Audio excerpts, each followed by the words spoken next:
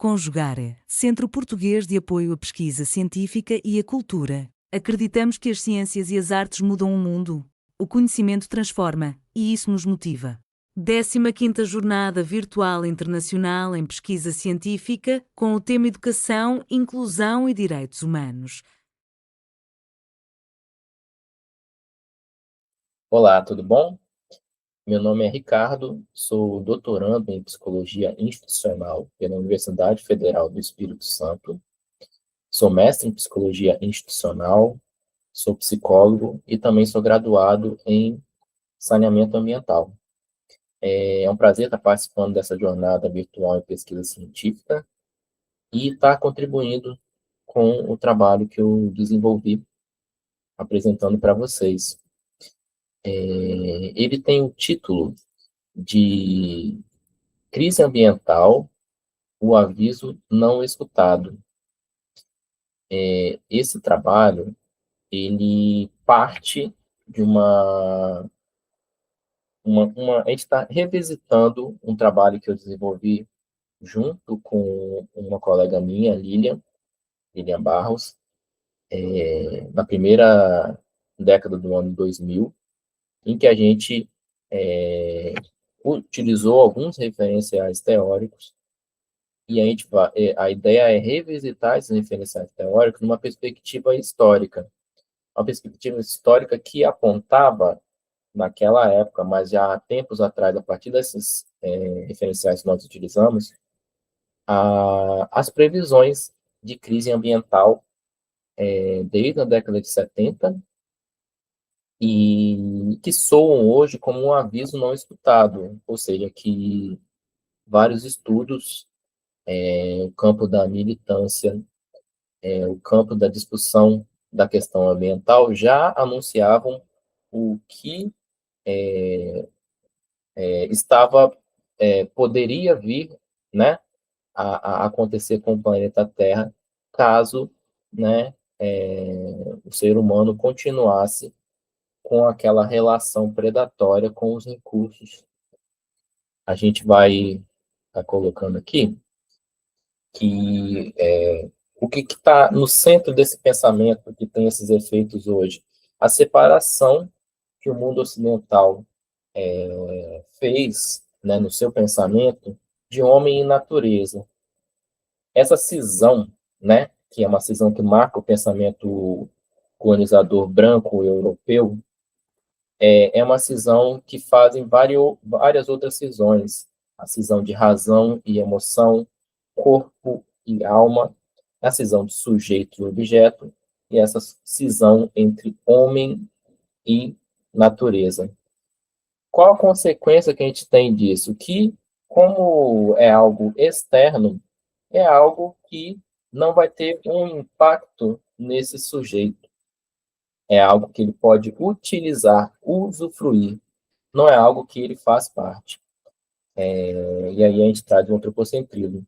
Então, há uma não responsabilização, nega-se o impacto das ações humanas, porque é algo externo, é algo que pode ser utilizado, algo que pode ser, é um recurso a ser utilizado, é algo para uma riqueza, para o desenvolvimento.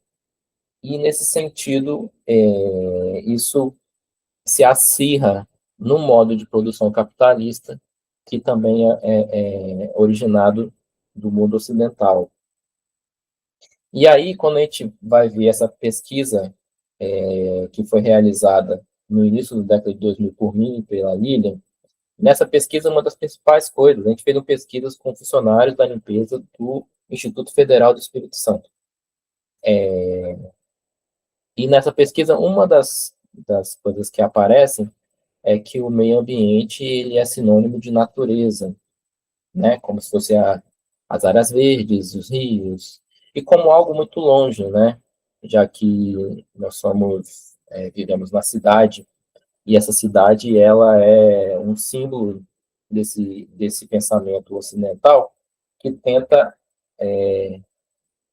colocar longe, afastar toda conexão com isso que é a natureza. E aí, nos referenciais teóricos, nós fomos em alguns referenciais que a gente discutiu na época, para pensar hoje essa discussão desse aviso não escutado, esse aviso ignorado.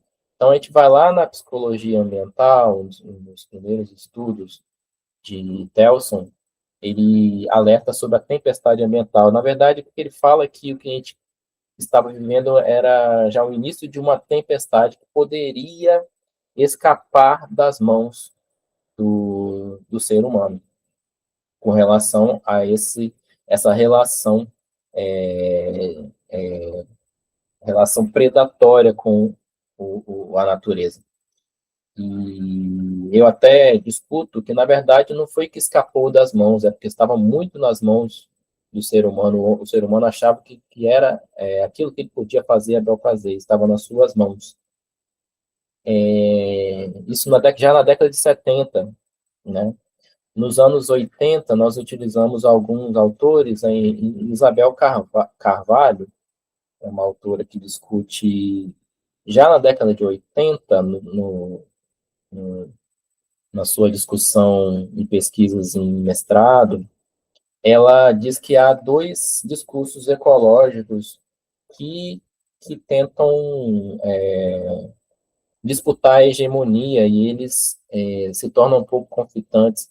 Um é o discurso dessas pesquisas, o discurso da militância, que estão apontando ali, olha, a importância de se olhar, né, para a natureza, para aquilo que o homem chamou de recurso, não como recurso, como uma relação de harmonia, a importância da preservação, e, por outro lado, um discurso neoliberal que tenta construir algumas políticas apenas como uma certa gestão, mas não no sentido de pensar uma mudança mesmo nesse pensamento, nessa cisão entre homem e ambiente, apenas como algumas ações, algumas políticas mitigadoras. Nos anos 2000, a gente tem a Isabel Carvalho ainda discutindo várias questões como a importância da educação ambiental, como ela se tornava importantíssima. E a gente chega hoje em que esses avisos, né, eles se tornam uma certa realidade. A gente tem uma negação persistente. A gente pode pensar o Brasil, por exemplo, há poucos anos atrás, estavam com uma política de meio ambiente que, na verdade, era antiambiental, né? Ela estava uma política em que acelerava o desmatamento da Amazônia, por exemplo. No Brasil houve um aumento da questão dos garimpos, também a questão aumento das queimadas que nós visualizamos, né, nessa época, e o aumento do negacionismo, como se negasse que todas essas ações teriam impacto, sem contar com a não demarcação de áreas indígenas e quilombolas, e, na verdade, políticas que, que iam contra a vida desses povos, que a gente viveu no governo anterior, que era um governo autoritário, e esses povos são os povos que mais preservam, né, áreas. Isso está provado, a relação deles é completamente diferente com a natureza, e necessariamente é uma visão, uma relação mais harmônica e de subsistência, né, utilizando algum termo assim que a gente utiliza às vezes na academia, mas a relação deles é completamente diferente, ela é harmônica, a natureza faz parte, né, da vida desses povos. Então, um autor também que a gente utilizou na época, que é o Gustavo Lima, ele afirmou que a crise ambiental é o estado do triunfo do capitalismo, mas não das falhas. Não é que ele está falhando na não preservação, não, ele está triunfando, porque necessariamente para você ter a produção aumentada, industrial, e o neoliberalismo financeiro de hoje, ele necessariamente necessita de mais utilizações de recursos. Então, há o consumo pelo consumo, a gente tem práticas de obsolescência planejada, o lixo, que ele só vai crescendo, e isso vai tendo um impacto muito grande na vida no planeta e para a Terra, né? Como eu disse, né, os saberes plurais, a reconexão com os saberes, né, tem esses estudos, e hoje, mais do que nunca, a gente tem que se aproximar dos povos indígenas e quilombolas nas perspectivas que eles nos trazem, que trazem justamente um pensamento diferente, um pensamento de reconexão do homem com a natureza, né? Outra coisa, o autor, o Guattari, em 89, ele fala das 3 ecologias, que não é somente uma ecologia do meio ambiente, é uma ecologia, somente a integração de 3 ecologias, do ambiente, social e a ecologia das subjetividades, né? Isso necessariamente requer uma integração e romper com hierarquia de saberes. Hierarquia de saberes que vão dizer que somente o pensamento acadêmico ou só o pensamento, por exemplo, das ciências exatas nas suas intervenções técnicas. A gente precisa de um diálogo de toda a sociedade, ou seja, você precisa de uma reconexão homem e natureza, uma reconexão entre todos os saberes, para pensar que é uma crise de todos, é uma crise da Terra. Que o Krenak nos convida a adiar o fim do mundo e reflorestar nossas mentes. Quando ele está dizendo isso, adiar o fim do mundo, não é o mundo atual, né? É como se fosse criar uma nova conexão, um novo mundo, né? Requer pensar-se um novo mundo. Ele está dizendo da ancestralidade, da nossa conexão com a Terra é a nossa ancestralidade, né? E os conhecimentos e saberes indígenas, eles são conhecimentos e saberes que têm a relação de conexão com esta Terra.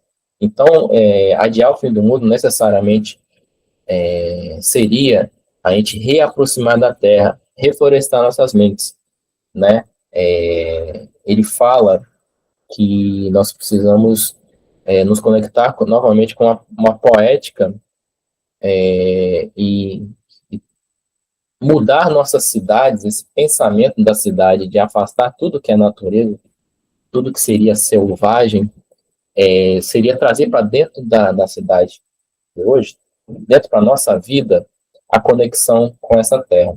Então, dentre uma das coisas, seria um trabalho que eu tenho desenvolvido e discutido, por exemplo, seria, por exemplo, os rios urbanos que foram afastados da paisagem da cidade, a gente retornar eles para a paisagem das cidades através da despoluição e dessa reconexão, você ter um rio passando perto da sua casa, você ter a possibilidade de ter conexões outras que não só com asfalto. A gente finaliza, né, com uma fala do Krenak, ele diz o seguinte: quem já ouvia a voz das montanhas, dos rios e das florestas, não precisa de uma teoria sobre isso. Toda teoria é um esforço de explicar para cabeças duras a realidade que eles não enxergam. Krenak, ele diz isso pelo fato de, na década de 70, ou seja, novamente outras teorias que apontavam para a necessidade de outros caminhos, por exemplo, a teoria de Gaia, que quem desenvolveu a teoria de Gaia foi ridicularizado. Ele foi tido como não científico, e que história é essa de que a Terra sente, que a Terra é um organismo vivo? Que os povos indígenas originários, e também na relação quilombola, eu acrescento aqui, você tem uma relação com a Terra que já percebe a Terra como um organismo, que nós somos a Terra, né?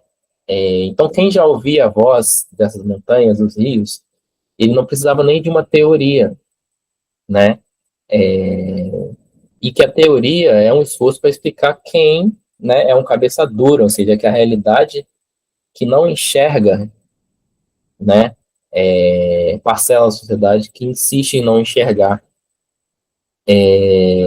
a, a, a Terra como quem está, né, gritando, a Terra que está clamando, e a Terra somos nós também, ou seja, a vida humana, e nós estamos clamando, né, por uma relação de harmonia, uma reconexão com aquilo que é chamado de natureza. Nós somos também natureza, né? Aparece como uma urgência nós pensarmos isso com atenção, né? A importância da gente estar reconectando com essa natureza. Obrigado. Realização, Conjugare, Centro Português de Apoio à Pesquisa Científica e à Cultura. Apoio, Editora Cravo. Inscreva-se no canal, comente, curta e compartilhe. Obrigado por assistir.